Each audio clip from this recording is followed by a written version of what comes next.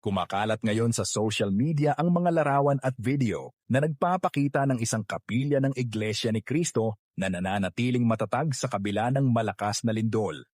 Ayon sa ilang ulat, maging ang mga pader at pangunahing istruktura nito ay hindi gaanong naapektuhan.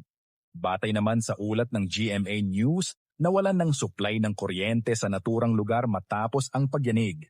Dahil mayroon umanong sariling power generator ang kapilya, ito ang nagsilbing liwanag at pansamantalang kanlungan ng ilang residente habang nagpapatuloy ang emergency response.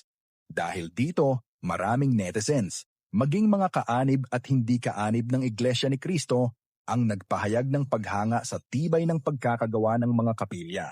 Marami rin ang nagtatanong kung bakit tila nananatiling matatag ang mga ito sa gitna ng malalakas na kalamidad. Hindi rin ito ang unang pagkakataon na naging usap-usapan ang isang kapilya ng Iglesia ni Cristo. Noong kasagsagan ng Super Typhoon Yolanda, isang larawan ang naging viral kung saan makikitang halos wasak ang mga kabahayan at ilang gusali sa paligid, ngunit nanatiling nakatayo ang isang kapilya sa Tacloban, Leyte. Ayon sa mga lumang ulat, nagsilbi rin itong kanlungan ng ilang residente sa gitna ng pananalasa ng isa sa pinakamalalakas na bagyong tumama sa bansa. Bali, hindi kami muna tumuloy dito.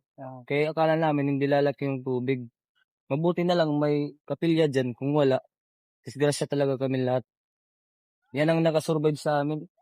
Parami kami dito. Lahat dito nga, mga residente dito, umakyat dyan. Yung tubig hanggang dito na.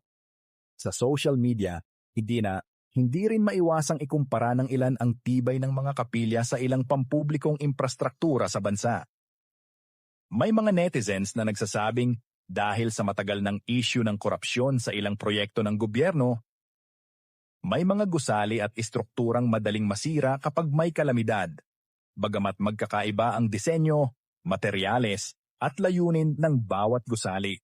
Para sa maraming netizens ay nagsisilbing halimbawa ang matitibay na kapilya ng kahalagahan ng maayos na pagpaplano, kalidad ng materyales, at tamang pagpapatupad ng konstruksyon.